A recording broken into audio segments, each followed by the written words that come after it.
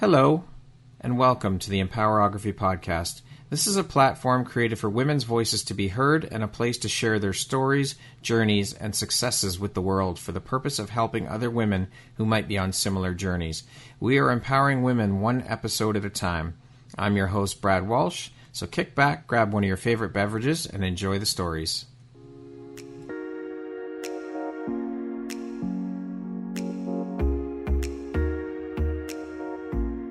The world needs to hear your message and your story, so don't deny the world of that gift within you that the universe has given you. Someone out there needs to hear your story because it will support them in feeling hope, inspired, and even transformed. Do you want to discover how I help get my clients out of their own way, show up, and confidently share their message? I would love to extend an invitation to you to join me in my free masterclass, Start Your Own Podcast from Idea to Implementation, on Wednesday, April 5th at 1 p.m. Eastern.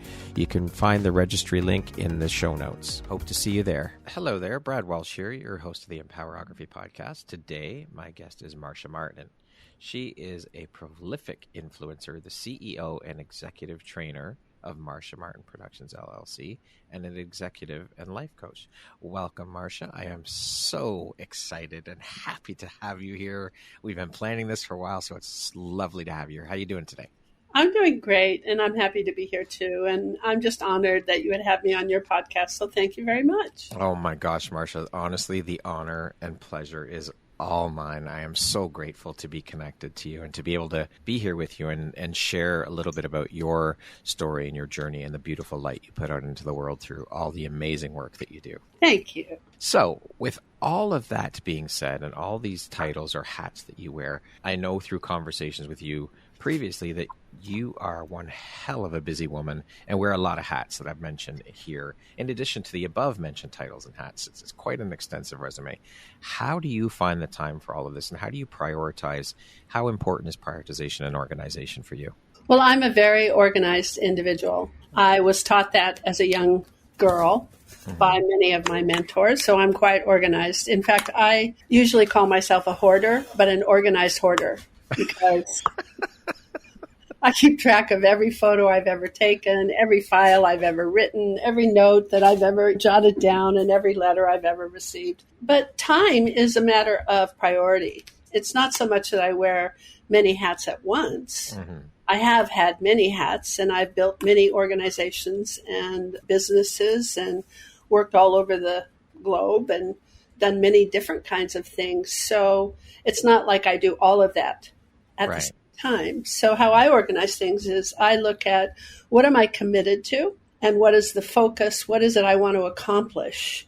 And from there, then I know I have to organize that into time. And I think that's something that people don't realize about organization is time management is pretty simple because there's two things that exist. One is there's 24 hours in the day. That's never going to change. And if it changes or you know of a way it does, you let me know so we can follow that.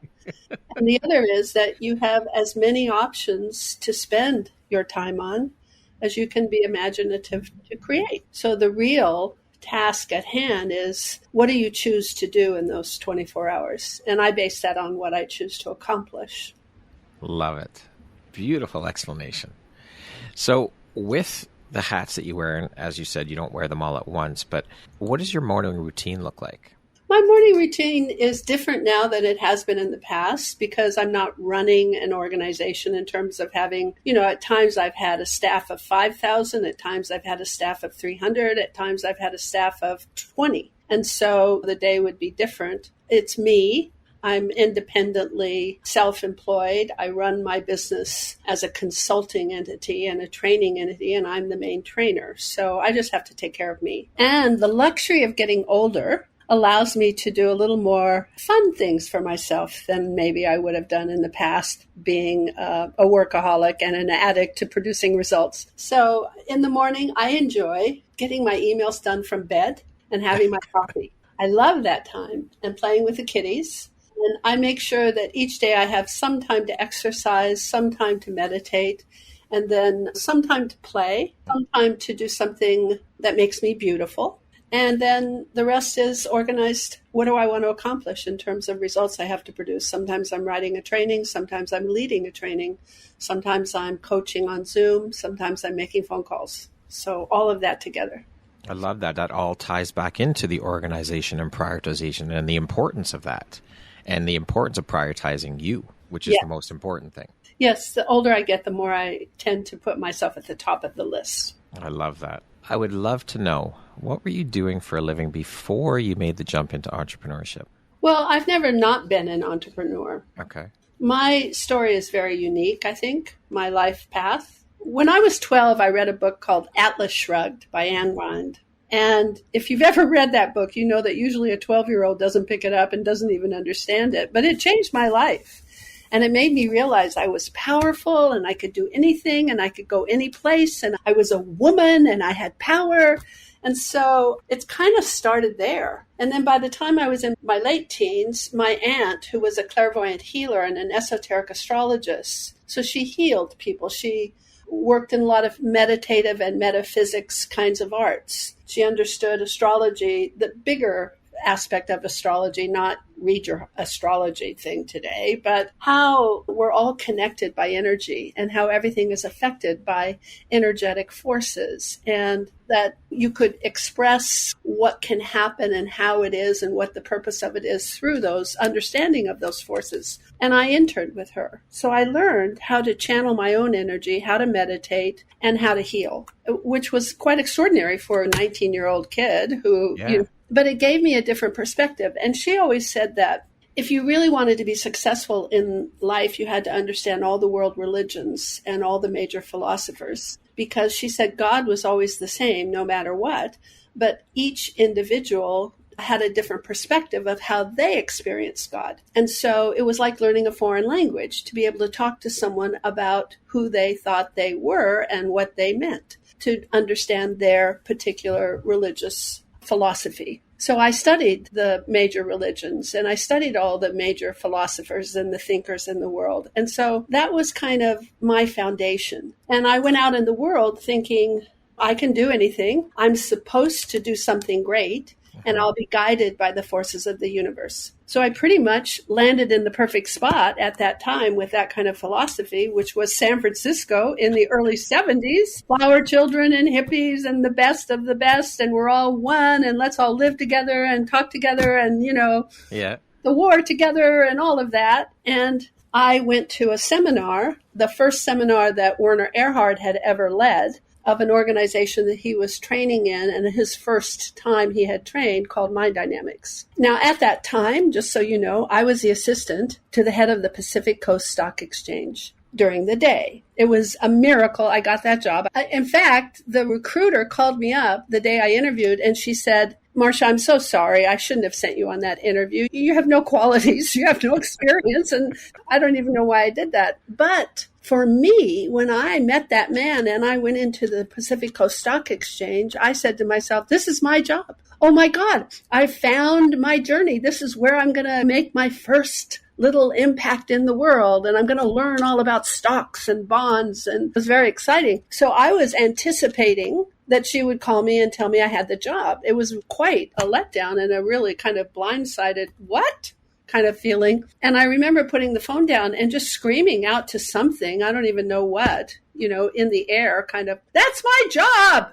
You give it to me. You give it to me now. And what happened was so amazing, because the phone rang. My hand was still on the phone. And I picked it up and said hello. And it was this girl again, the recruiter. And she was stuttering. And she said, I'm not sure what just happened and how I could tell you this, but he just called me back and said he changed his mind and he's not going to have the other person. He wants you instead. So I was like, thank you. That's better. Okay, let's get going here.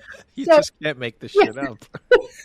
So during the day, I was the assistant to the head of the Pacific Coast Stock Exchange. And then during the night, I was a go dancer in the Mission District of San Francisco. I had a stage and a band, and I had my little mesh nylon stockings and high heels. And thank goodness it wasn't topless at that time, but it was really a fun gig. I just danced all night and had a great time, and then did stocks and bonds the next day. So I was like any other young person, which was I got a job. And then I went to this seminar.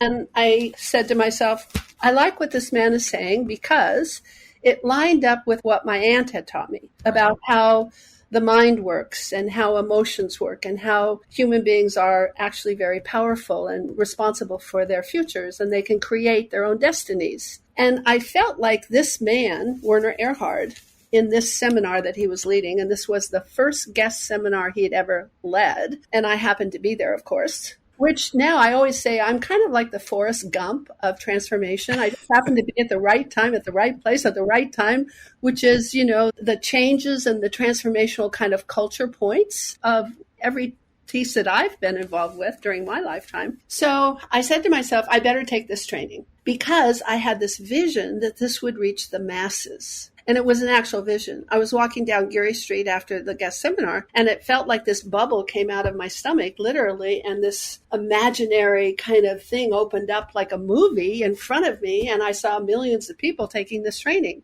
And I was like, whoa, what's this? I've never had a vision before. And so I, of course, went to the training, took the training, and within a few weeks of that, Werner essentially came to me and said, you're in charge of marketing. And because there were only 5 of us or so that were running it at that time. Right. And we started this company. Werner founded it, and there were founding members, which I was one. It went from being Mind Dynamics to November of 1971, we created EST, Erhard Seminars Training, which later became Landmark Forum. Landmark Forum today is the largest personal educational company, development company in the world, right? So I became, there's only a few of us, so we had to divvy up what the titles were, I'm sure. Werner made me a senior vice president on the board of directors and head of communication registration. And he said to me, because by this time we had 20 graduates, 20. There was like the first seminar. There's 20 of us as graduates and only a couple of us that were on the phones enrolling people or leading trainings, right? So he said, Marcia, your job is from whatever needs to happen from the time somebody does not know anything at all about EST until they're sitting in the training taking it. So I went into my office, and it wasn't really an office. It was a bedroom at the time. And I put all of these big flip charts up on the wall, my organizational chart, because I figured, okay, if it starts with you've never heard about it, then there has to be a PR division, someone that can get the word out, that a body of interest and marketing kinds of things. And then you have to have sales, and then you have to have marketing, and you have to have registration, and you have to have production because you're going to have events, and then you have to have a training department. You have to have a creative department that makes the materials, that hands out to the people, that does, that the people that are selling it can show them. I just made this huge organizational chart, and I put my name in every box except one. Neil Rogan was my copywriter. And so it turned out to be a brilliant move because then when I hired people, I knew what their job really was because I'd already broken it down. Yeah, you laid it all out. Yeah. So we went from those original 20 people in the next 10 years when I was senior vice president and head of communication registration, responsible for filling the events and training the trainers and sales and bringing the graduates in and running those kinds of programs to millions of graduates worldwide and hundreds of senders. So I went from, I had one person, my copywriter in my division, to 5,000 by the time I left across the country on my staff. And when I left the organization, they divided my job into 9 divisions and gave it to 9 people. So from the beginning, I've been an entrepreneur. Yeah. And then it was an extraordinary time after that because I was famous. Everybody knew me. I mean, in the 70s and 80s in Erhard Seminars Training and in Landmark Forum, we had presidents and prime ministers and actresses and actors and famous scientists and doctors and physicians and on, the best of all of the people in the world taking this training. It was that popular and that impactful. I've never had to market my skills or my products. People have always come to me and found me from the time. So from there, it was people that would come and say, will you help me do this? Will you help me do that? So I've built several organizations. And then because I was a pioneer in the human potential movement, I'm kind of the godmother I'm like anybody who's been a trainer has been trained by me at one point in their life, or trained by me that's been trained by me, or trained by someone that was trained by me. And so when Jack Canfield, who's a great friend of mine who wrote Chicken Soup for the Soul series along with Mark, Jack said, let's put together a transformational leadership council. And, the first 2/3 of the people that were involved in that came from me. I sponsored them because they were my pals, and it just has grown from there. And then when I got into corporate training, I took a lot of this personal development and how the mind works and how your emotions work and what you need to do to really be an effective human being into the coaching world and into the corporate world. And that's what I love doing now. I love working with big time executives who think they're really hot shit. And then I spar with them and they go, maybe I don't know it all. You take them down a couple pegs. Yeah, and also expand them a couple pegs. I just got done doing a training for 45 executives in Niagara Falls, Ontario, Canada. And literally at one of the barbecues afterwards, one of the executives came up to me and he just said, I can't even tell you how much I have to thank you because you did more than just teach me leadership and communication. He said, you changed my life and you reminded me who I was. And then he started crying. And he said he had called his wife the night before and told her all that he had gotten and now who he felt he was and what he wanted to do with his life and how he was more effective. And she was crying. So it's just such an amazing journey. No kidding. Holy shit. What a training ground, though, you had. Like, unbelievable. Oh, yeah. I feel I'm the most trained person in the entire universe. You know who my mentors were? First, Werner Erhard, one of the greatest thinkers of all time, very scandalous at times. But if you knew the man, you would know that he was brilliant and made a remarkable impact and contribution to humankind. And as a result of being a part of that organization and the kinds of people that we had, I got to be mentored by Buckminster Fuller. Werner would call me and say, hey, I just met this person and I want to introduce them to the graduates. And that would mean that I needed to put events together. We would have to have special guest seminars with 2,500 to 5,000 people apiece, 10 or 12 across the country. And that would mean that the person we were introducing, I would get to introduce at those events along with Werner. And I would get to be with them holding their hand as we traveled. So Buckminster Fuller. And then my other mentors were Warren Bennis, one of the great leadership gurus of all time. Peter Drucker, another great business management guru of all time. Jerry Weintraub, one of the godfathers of Hollywood and producers, and unbelievable. Taught me how to make films, taught me how to make movies, taught me about Hollywood. Just amazing. And John Denver, just some great mentors that taught me so many different aspects of life that I think now what I do is I just pass on everything I learned from so many different people and so many different places. Incredible. All the knowledge you've gained through conversation, through mentoring from these people that you now spread out amongst the people that you work with. It's like my mind is blown. I know. It's really funny, isn't it? It is. Marcia, what would you say is your greatest strength as a leadership coach? I would say there's a couple things. First of all, I'm present. I'm actually awake. I'm in the moment. And what that means is a couple things. First of all, I'm here. So people get that I'm here and they get that I get them. But more than that, I can see what's so in the moment and act appropriately rather than being caught in my head or my assumptions and doing what I think should have been done. And I think that's huge. Part of why I'm successful. The other is I really like to have fun. I mean, I just think it should be fun. And I think people are beautiful and delicious and amazing. And I think life is a joke. You just have to be able to stand back far enough to see the punchline.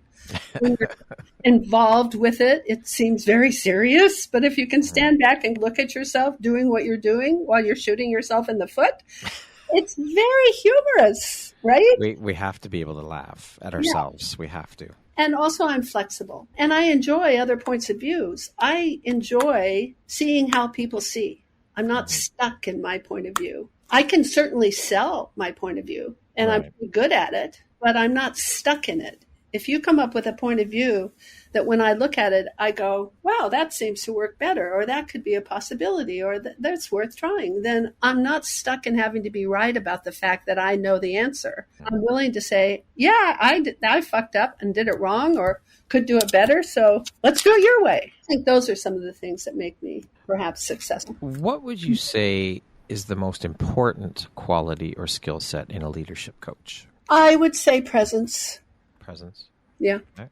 I mean, a person has to be present. And then to understand the way it is and to be willing to allow it to be the way it is rather than wanting it to be a different way. So if you listen to people speak, what they will say is, it shouldn't be this way. Well, when you're looking at why it shouldn't be that way or the way it shouldn't be and what way it should be, you're missing what's so. And the only place that you can move is from wherever you are. So you better know what's so if you're going to move to any other new place.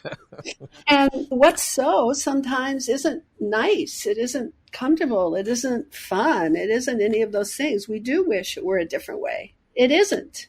And we don't go out and argue with the river that it's water. And we don't go out and get pissed off at a tree because it's where it is and it has leaves. We don't yell at a rock because it's hard. There are certain things that we just accept as so, and then we move from there accordingly. But we get pissed off when somebody's being an asshole, even though it was predictable. Most people have been assholes for the last 10 years of their life, so why would we expect anything different in this moment? And just to allow it to be the way it is so that you can perhaps then move to a way that you want it to be. And also I find that when you allow a person to be the way that they are and accept them for that, rather than trying to change them, then they're more willing to move.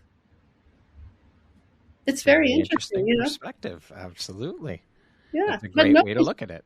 Nobody's going to change if you say you have to. No, they're going to put their feet in the ground and say, I'm not going to change and you can't make me. So I look at the world through the lens of what works rather than what I agree with or what's right or wrong. And most people look at the world through what's right and wrong. And that's depending on whoever told them what was right or wrong in the first place. And I got to tell you, there's 7 billion people on the planet, and probably you didn't get the one mother and father who had it right. So it's like ridiculous at the world that way, because you're just looking at it through a lens of an assumption that somebody else gave you. And a better way that works better is to say, okay, here's what I believe. Here's the way I think it should be. Does it work? Am I getting the results that I actually want? Or am I not? And if I'm not, well then, I get it. Maybe I should change my point of view. Maybe I should change my assumption. Do you see? Yeah. It's much easier that way. For sure. What would you say is the process in your mind that best supports leadership development? Well, that's a good question. I think leadership development has to start with really appreciating a person wherever they are. Meeting them where they're at. Yeah, and not just meeting them, really enjoying, appreciating, allowing, considering that it's right for them, rather than coming from, you need to be developed. And so I think that way of being with someone, which is really love, is just allowing a person to show up the way they show up. Say hello to that rather than, hello, I think you should change. It's really simple when you think about it. It's very simple and very profound. And it's not so easy, but it is simple. Because human beings are thrown to being right, looking good, and knowing the answer. So, that's a human being thing. You don't get up in the morning and say, today, I want to look like shit. I don't want to know anything. I want to be wrong about it all. I want to look like a jerk. Can't wait for the day. You get your act together and you put your pretenses on and you go out armed to make it work. Even if you to pretend, mostly it is a pretense your whole day, right? For sure. So you're thrown to that, to being right, to looking good, to knowing the answer. And so it's hard for people to say, I'm wrong, and I apologize. And it's hard for people to say, I don't know what the fuck I'm doing, so I'm going to try anything. And it's okay with me if I look like a jerk and I make a mistake and I, mess it all up. So you have to understand the vehicle and the thing you're dealing with. But you got to know that it is okay to be wrong. It's okay to not know all the answers. You're a fucking human being. You don't know everything, period. But sit down and talk to someone and see if they come from a place that it's okay. Yeah, most people don't. And even when you know that's the truth, you don't want to be wrong. Yeah, for sure. That's ego getting in the way. Yeah. You've got a mind to deal with. So the mind, that's another thing. That's like the enemy's coming over the back fence. Don't treat it like a friend. It's the enemy. Get your gun out and shoot it. You got to discipline that sucker. Most people's minds are juvenile delinquents. They haven't been trained. They don't train their mind. And that's that's like not training a kid. And then they become a teenager. Oh my God. What is one tip or takeaway that listeners could implement immediately to start stepping into and embracing their inner leader and begin to own that?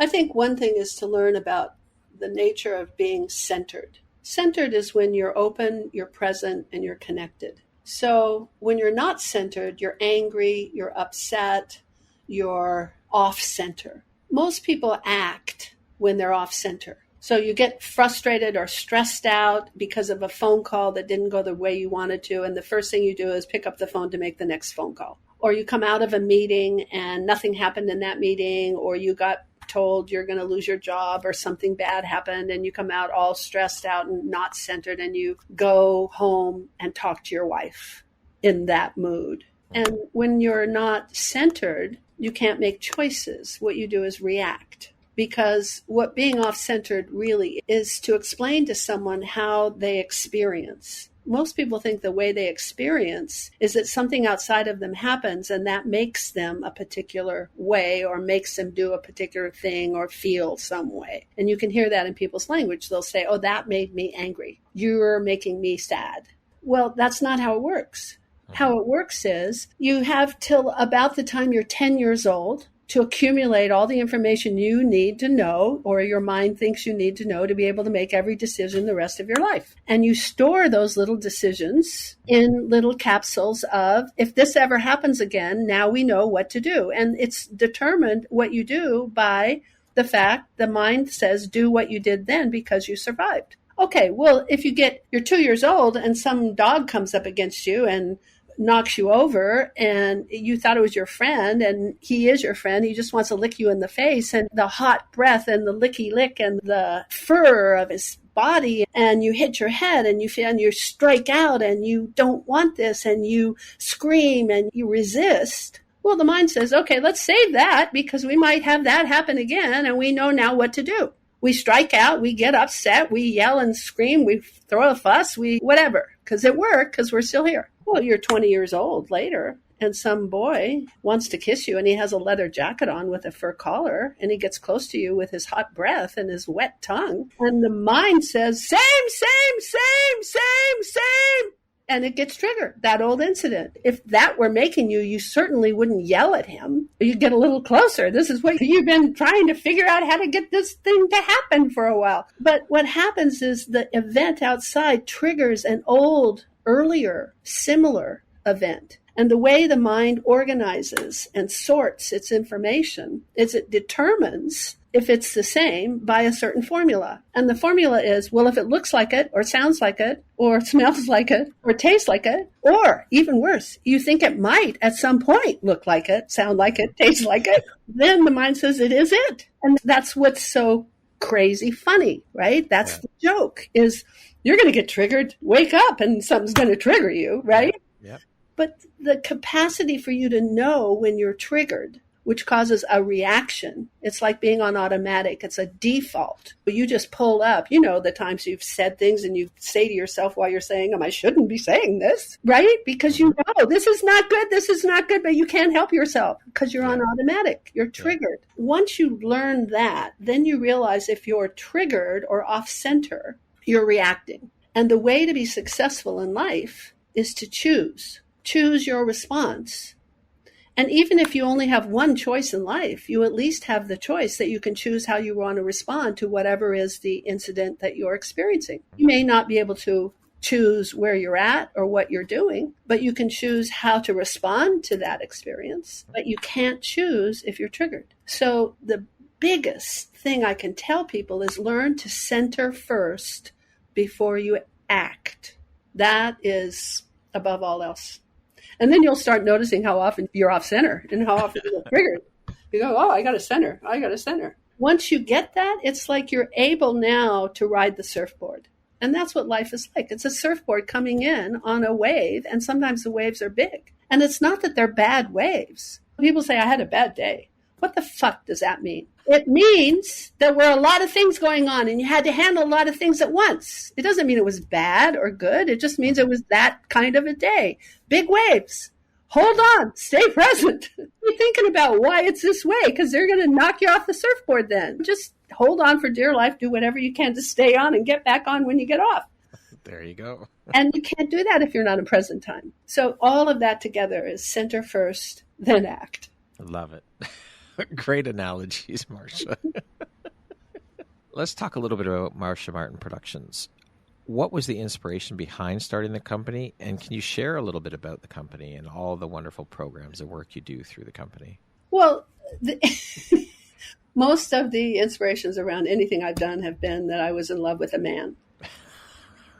I know. It's as simple as that. I left S. Oh, here's a funny story for you. I left S, and I was in love with a man by the name of Eric, and he was 10 years younger than me, so he was still in college. And he was the head of the Young Democrats of Southern California. Okay. So I left S. I've been there for 10 years. It's now 1980. The political campaign is going on. It was an election year. The conventions were being held. I happened to be at the time a Democrat. I'm certainly an independent now, but at that time I was a Democrat. And since he was the head of the Young Democrats, he said, hey, Marsh, you should do this while you're thinking about what you want to do next. This is before any Marcia Martin Productions, LLC or anything, right? I just left S. So what am I going to do? I just, ran a division with 5,000 people. Millions of people had been enrolled in seminars. I produced events at the Cow Palace with 20,000 people. Everybody knew who I was. I mean, what's my next act, right? Yeah. So Eric said, well, while you're thinking about it, why don't you go to the Democratic headquarters in Los Angeles and tell them that you're somebody and you can do something, right? And so I laughed at him. I said, what am I supposed to do? Just walk in and tell him I'm here? He says, yeah, pretty much. So I actually did. I went and I walked around, and having run a huge organization and having done fundraisers and organized tens of thousands of people in groups and on missions and projects, I could tell these guys needed a lot of help. But you can't just come in off the street and say, I'm the chosen one and I'm going to help you. I have arrived. So I went back to Eric. I said, that's not going to work because they need so much help. I'd have to redo the whole thing. And so I don't know, can't do that. He said, oh, you're right. He says, you got to go to the head of the whole state. That's just Los Angeles. But the Democratic headquarters of all of California is in San Francisco. So again, I say, Eric, what are you talking about? He said, just go and show them your resume. Tell them what you can do. They need it. So I did the same thing. I went to San Francisco headquarters, which was all of California. And I walked in and I realized, I don't think this is going to go over well. I'm not sure that the head of this thing is going to really be willing to say, I've arrived and I'm going to save him. So, and it wasn't like I could come in and do a little job at a little desk. Yeah. I would be a disruptor, let's just face it, right? Yes. So I go back and I tell Eric that also. So you know what he said? He said, oh, yeah, I should have thought of this in the first place. You need to go to Washington, D.C. and meet with the Democratic chairman, right? That's what I did, too. I laughed my ass off. I said, you're crazy. I said, Eric, what do you want me to do? Just get on a plane, fly to Washington, D.C., knock on the Democratic chairman's door and say, oh, here I am. Here's my resume. You need me? He says, yeah, pretty much. He says, I'm sure you'll figure it out. So here's the funniest part. I figure, what the hell? I've been trained for my whole life. Up to that point, I can do anything, right? Yeah. And I'm a little caught up with myself, which was part of the problem. Because I thought, well, I just need to be introduced to somebody. So I put the word out. If anybody has someone in politics they know that can help me, I'd appreciate an introduction. So I got one, but I didn't notice it was with a Republican congressman. And I got this meeting, right? And I just waltz right into Washington, D.C., up to Congress and into this guy's office and sit down. I'm all excited for him to help me. And his secretary comes over and she says, Miss Martin, the congressman is really excited to meet with you. You've been introduced by his friend, blah, blah, blah. And he would like to know, what can he do for you today? What is the purpose of this meeting? And I, in my young naivete, knowing I can do anything, not even listening to what I'm saying, say to her, I'd like him to introduce me to the Democratic chairman so I can help the Democratic Party. And she just looked, I didn't quite notice it, but the girl practically peed right in front of me, right? And she was stuttering and said, okay. And so I continue reading my magazine while I'm waiting for the congressman. And then a bunch of people come out, about 20 people, and they're swirling around the office and something is happening and they leave the office and they're gone. And then a few minutes later, she comes out and she says, oh, I'm sorry, Miss Martin. The congressman had to go. He can't meet with you. And at that moment, I realized, of course he went. I would have done the same thing. So I figured, okay, now I got to pull out all my guns. So I just looked at her and I say, that's fine, I can wait. And I looked back down at my magazine and totally ignored her. And he tried to tell me again that he was gone and would not be back. And I looked back up at her another time and I said, that's fine, I can wait. And I was an immovable force. So what happened was it took about a half hour for her to take me under the tunnel to Congress from his office. And I was sitting outside the back tunnel foyer to the room where you can get the door that goes into, and you can see they're in a U-shaped form in some kind of hearing. So I can see all of this. I'm just sitting there on a table. I don't know. I just sat there, in my beautiful dress and my gorgeous blonde hair, and I think I'm somebody. I'm going to watch this guy. And I could see they took a note into him. He read the note. He got up out of the meeting. He came out. A bunch of reporters just grabbed him and started interviewing him. And he could see me. And I was just watching him. At present time, I was just watching, I wonder how he's going to deal with this. Okay, I wonder, getting to the land. And he could see I'm watching him. I could see him watching me, watching him while he's being masked by reporters and how he's handling that. And finally that went away. And so we met and we started talking and we walked all the way back to his office. Well, by the time we get back to his office, he says to the girl, he says, hold all my calls. Just bring us coffee and don't interrupt us, and takes me into his room, and we're there for another hour. And by the time I left the office, he said, okay, I'm going to do you a favor. I'm going to introduce you to somebody that can get to the chairman. He says, but Marcia, if it doesn't work out for you and they don't want you, you come back here. And I'm thinking of running for the Senate next year, and I'd love to have you help run my campaign.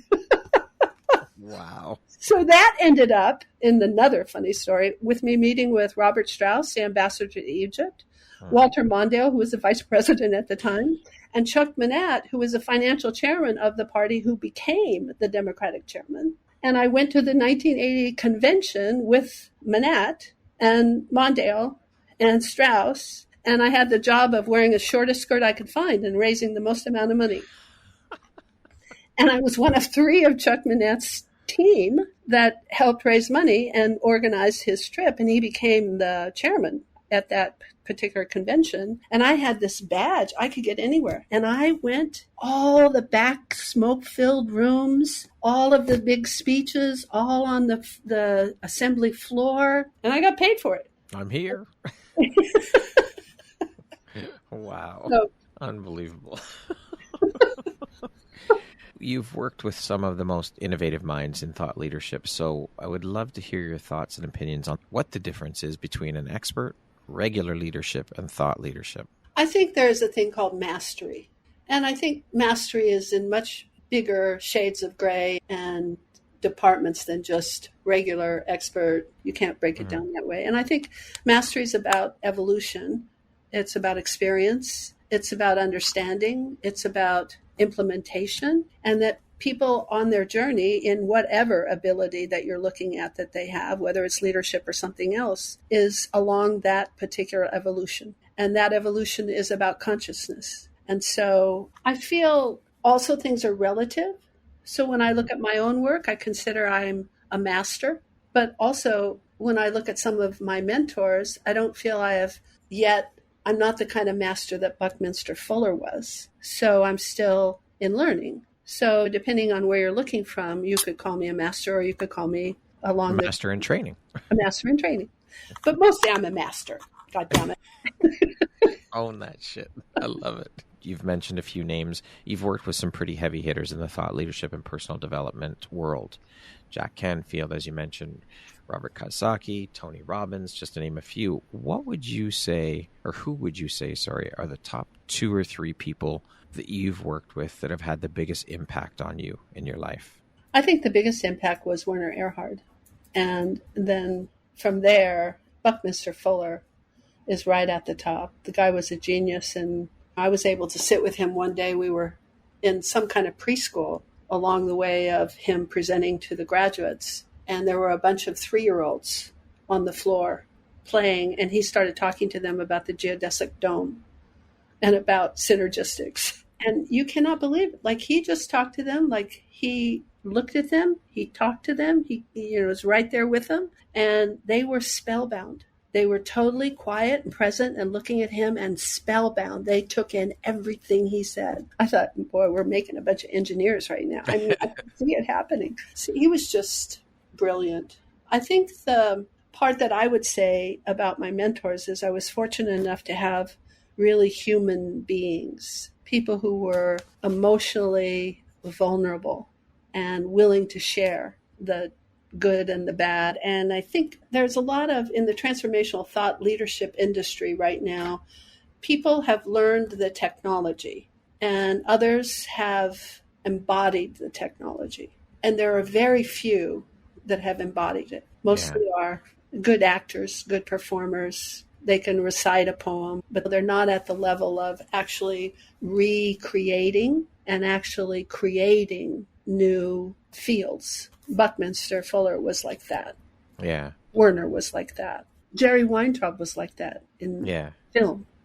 You help executives develop critical leadership skills. What do you consider to be a couple of the essential traits of a successful leader? Got to have followers. That's a skill in itself, I'm telling you. And followers are also leaders, because that's one of the things I want to say about leadership is it's not that you're always at the front, and it's not a title doesn't make you a leader. The fact that you are influential, that you can impact, that you can inspire makes you a leader. Love it.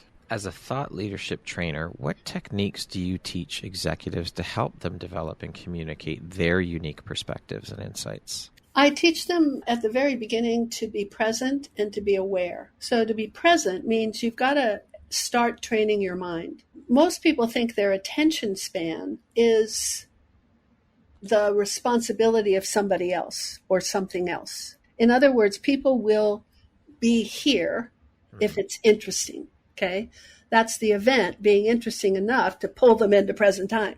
Or if they agree with you, then they're willing to be present while you're sharing your point of view. That's that person's opinion, again, point of view, pulling you in. So very few of us have trained ourselves to be present. We count on something or someone outside of ourselves to capture us and hold us for as long as they can. That's why when I do a speech or lead a training, I mean, people come up to me every time and say, I can't believe you had me 24 hours, because they've never had that experience before, because I know how to hold you. But I also need to teach you how to hold yourself. And that starts with your understanding that you have a choice if you're present, and you can cause yourself to be present. And that means now you got to deal with your mind, because your mind says, no fucking way can you do that. I'm going to take over. And that's the juvenile delinquent who has not been trained to have an attention span of more than 10 seconds, right? So you've got to get to the point where you can be present. That's one of the biggest things, I think, in developing a leader. Now, the other one is to be aware. Awareness is something other than being present. Awareness is what you notice as things are happening. So what most people notice is what's in front of them. Okay, they'll see how you respond, how you react, but they don't expand their awareness to consider, what are the thoughts I'm thinking while this is going on? What are the sensations in my body as this is going on? When I have that thought or that sensation, what action do I automatically take? What are the patterns of behavior that I have? What is it that triggers me? What do I do when I get triggered? Those kinds of things are your ability to watch yourself while you're in action. That's why it's good to have a coach, because usually you aren't diligent enough or disciplined enough to watch yourself in action. And so a coach watches you while you're in action and can give you feedback. But you have the capacity to observe yourself from a point of view of looking at yourself while you're acting, but you have to be willing to separate yourself from the thoughts, from the sensations.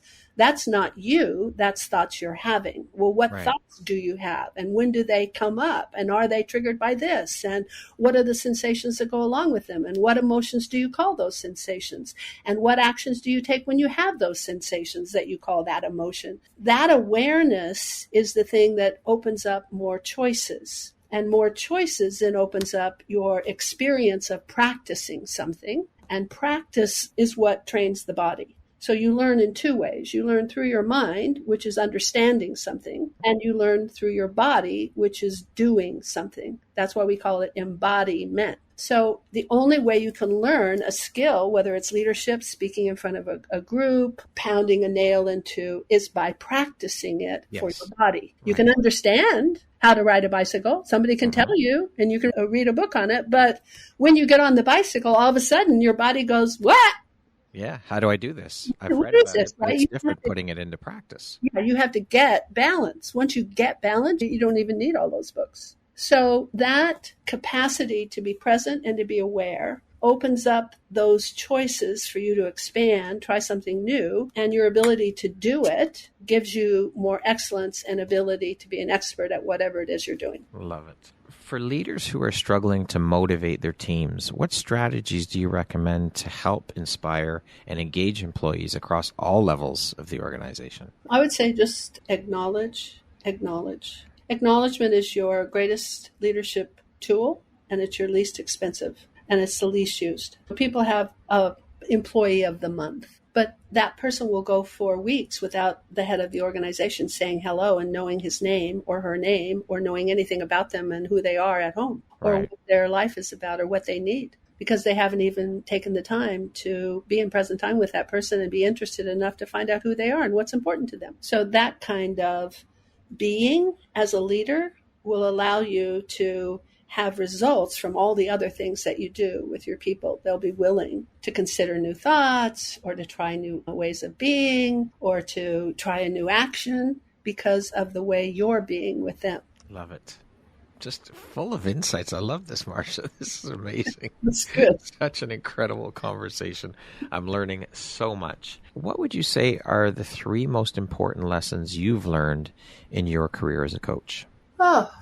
I think my lessons came from my experience. So I might say that I'm willing to experience the things that happen to me rather than protect myself. I'm willing to risk. So a lot of my experiences give me an understanding of what people go through when they go through feeling loss. And I think resilience, being able to get up, because life is about getting up and getting knocked down and getting up and getting knocked down. And you hope you keep getting up because there's always going to be something that knocks you down, whether it's yourself or another person. That's how we learn, is we have breakdowns and we have problems and we have challenges. So it's part of the process. So I would say learning to flow, learning that it's a gift, whatever's happening to me, that it should be happening, that I should welcome it, that I should not resist it if it's here for a purpose. And I should consider that I'm learning something as a result, even if I don't know what that is right now, instead of feeling sorry for myself or being a victim or all of those things, to flow and know it's part of the process. This is a good thing, and be grateful. That learning to be able to take a step back and look into the situation and realize that there is a lesson there, as difficult as it is, that's where the gold is. right? That's where all the lessons and the learning is, being able to see that in the situation, that there is a silver lining in every single situation that happens for us. Yeah. It's tough sometimes because a lot of the things we learn from aren't easy to experience. And we have the range of emotions too. And some we need to be knocked around a bit to be woken up. Yeah, very true. So it's like, sometimes the pebbles aren't enough. You need the 2x4. Yeah, right? Like, oh, I got the first idea, but I didn't get it totally. So thanks for reminding me. Yeah. With a 2x4 to the back of the head. Yeah, right. Because we get attached as human beings. And I think that's one of the things that I'm willing also is to let go of my attachments and to recognize when I have attachments. And because once we get attached, then we think we have to have that, or we have to do that, or we are supposed to, or it's our right, or whatever. And a lot of times the things we're attached to are exactly what we need to let go of to be able to move to the next level, right? Yeah. What inspires or lights you up the most about the work that you do, Marcia? Oh, I think just seeing people grow. I feel like I'm a gardener and watering that seed. Yeah. It's like I love growing people. What do you think your unique skill set or superpower is that's helped you become successful? Well, let's start with I'm an Aquarian. I don't know if you know much about astrology or how it all works. I'm an Aquarian too. I knew you were. I know. So Aquarian is half Albert Schweitzer, half Mickey Mouse.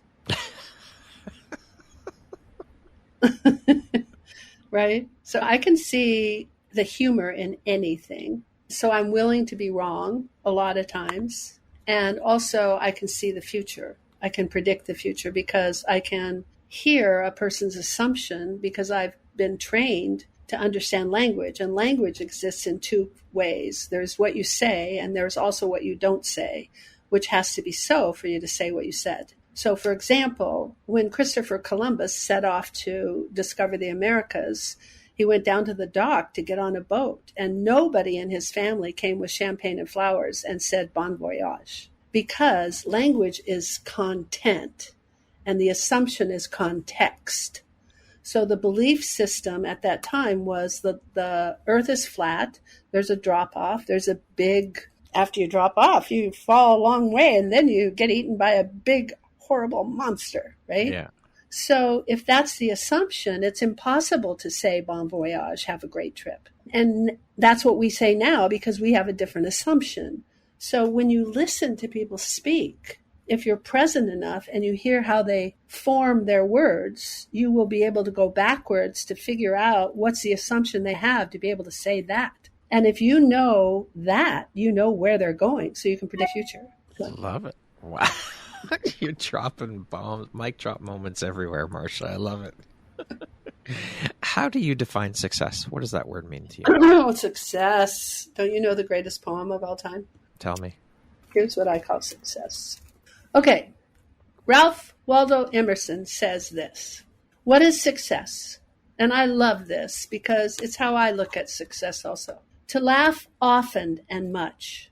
To win the respect of intelligent people and the affection of children, to earn the approbation of honest critics and endure the betrayal of false friends, to appreciate beauty, to find the best in others, to give of oneself, to leave the world a bit better, whether by a healthy child, a garden patch, or a redeemed social condition, to have played and laughed with enthusiasm and sung with exultation, to know even one life has breathed easier because you have lived. This is to have succeeded. Beautiful. I love it. I've never heard that poem before. It's a beautiful poem, and I usually read it in each of my seminars because I want people to know success isn't about money. It's not about power. It's not about what title you have. It's not about all of the things that you've gathered around in your life. And to tell you the truth, we can never get enough of what we really don't want. You know, you get all the cars and houses and money in your bank, and you're still not satisfied. Fulfilled. So I think those kinds of things fulfill us. And that's to be successful. Beautiful. What would you say is one of the most important things you've learned in your life? And what was your life like before you learned it? And what was your life like after learning it? My life, it's funny because when we first started EST, there was a purpose of the training. And the purpose was to transform the way that you experience. So that just in the process of life itself, things clear up. And the word in there was transform. And for the longest time, people would raise their hands in the guest seminars and say, what does transformation mean? I've never heard that word before. What does it mean to transform? We don't think about that as even possible now because it's such a buzzword and you have it in everything, everywhere, all around you. But I do remember years of hands going up in the seminars asking me, what does transformation mean? And I asked Werner once what transformation meant because I had to answer the question. He says, oh, it's like when a caterpillar turns into a butterfly. And so for years I said, it's like when a caterpillar turns into a butterfly. Well, I didn't realize how a caterpillar turns into a butterfly for a lot of years. It's not a very nice process. It's very scary and dangerous. And the caterpillar has to deconstruct itself. It doesn't change. A caterpillar's eyes aren't a butterfly's eyes. I always thought, well, a caterpillar legs are a butterfly's wings. No, right. The caterpillar deconstructs totally into a suit, goes back to its primordial kind of essence of whatever creation comes from, and reconstitutes itself into a new species. Holy shit, right? So I realized one day that another thing we used to say is, it's the last quarter of an inch. Everybody's so fulfilled. You know, you can never get enough of what you really don't want. So you get everything and it still doesn't fulfill you. It's the last quarter of an inch that's missing, right? Mm-hmm. What is that? Well, I would tell people it's the last quarter of an inch, as if I didn't even experienced enough life to have the first 11 inches of it. Right? I didn't even know what I was talking about. I was 20. I was 21. I was like, I hadn't had any breakdowns. I hadn't lost all my money yet. I hadn't been betrayed by a friend. I hadn't gotten a divorce. My stepchild didn't commit suicide yet. All of those things that happened later in my life that were the things that usually were the breakdown that would cause people to wake up happened in reverse for me. I got the waking up first. I just happened to get waking up first. The breakdowns didn't cause my waking up. I got woken up first. You're already awake. I'm awake. That's, I was ready to be wakened and got woken, and here I am awake, and then life happened. So for me, the process has been, it wasn't that something happened that made me learn. It was that I already learned, and then when it happened, I observed it differently so that I could know what was going on. It didn't prepared. Yeah, not only better prepared, it was a different experience. And it wasn't that it wasn't horrible.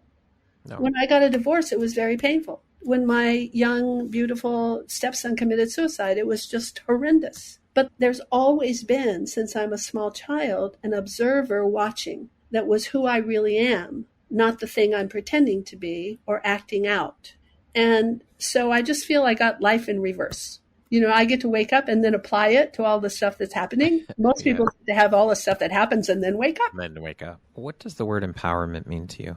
Empowerment means giving power to someone else, to allow them to be bigger than they are, allow them to have power to choose, allow them to develop, allow them to have their own point of view. It's acknowledging that someone else is connected to the great source, whatever you call that source, and that flows through them the wisdom of the universe, and that how they see it and their perspective and the way they're living their life is a very necessary part of the whole piece. And so I think empowerment is recognizing and realizing someone else is the same as you. We're all that big. Okay, we're going to jump into a little rapid fire section here. So the next grouping of questions just be 1, 2, 3 word answer type thing, okay? Good. I see. Okay. How would you describe yourself in one word? Interested. If you could teach the world one thing, what would it be? Joy. What is one thing that you love about yourself that is not related to your physical appearance? Consciousness. If you could be remembered for one thing, what would it be? Wisdom. What is one thing you want but cannot buy with money? I don't want anything, and money doesn't buy much. If you're writing your autobiography, what would the title be? Sex, Drugs, and Transformation. That concludes our rapid fire section. I trademarked it, too. Have you? Oh, yes. I love it. That concludes our rapid fire section. Now back to our regularly scheduled program. What is something surprising you've learned about yourself in the last year? I've learned that it's really okay not to have a man. More interesting, actually. So now I'm ready for a man. At least I know that about myself, that it's not something that's needed. Yes, it's a want, it's not a need. Yeah, a fish doesn't need a bicycle. If you had the opportunity to sit down and have a 1-hour conversation with one woman, any woman in the world, who would it be and why? Oh, I would like to talk with Michelle Obama because she is elegant, savvy, fun, interesting, made a difference, and comes from a point of view in terms of being a Black woman that I've never experienced. If you could go back and give your younger self one piece of advice, what would that piece of advice be? Don't put on the extra 10 pounds because it's really hard to take it off. Lastly, if you were to deliver your last 30-second speech to the world, your tribe, your corner of the world, your people, what would that last 30 seconds sound like? What words of wisdom would you impart? I don't know that I would have words. Somehow it sounds more like sounds in nature. Marcia, thank you so much for taking and making the time to be here with me today and sharing your stories, your knowledge, your wisdom that you have gleaned over the years of your career and all the people that you've come in touch with. I'm so grateful to be connected to you and to have had this opportunity to sit down and share in your journey with you and your story. I appreciate you, and I'm so grateful for the time that you spent with me. Thank you so much. And thank you so much. It's a really great service that you do to find the conversations that matter to others and to bring them forth into the world. And I appreciate you. Thank you very much. Thank you. That means the world to me. I appreciate you, Marcia.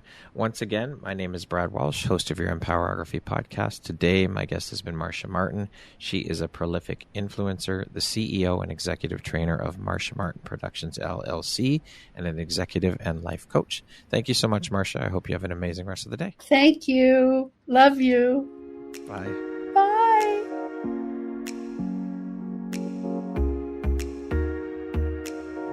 Thank you very much for listening to this podcast. If you haven't yet, please be sure to subscribe, rate, review, and share with all your friends. You can find me at viseuphoria.ca and follow me on Instagram at Empowerography Podcast and on Facebook at Empowerography. Please join me next time for another inspirational story from yet another amazing woman.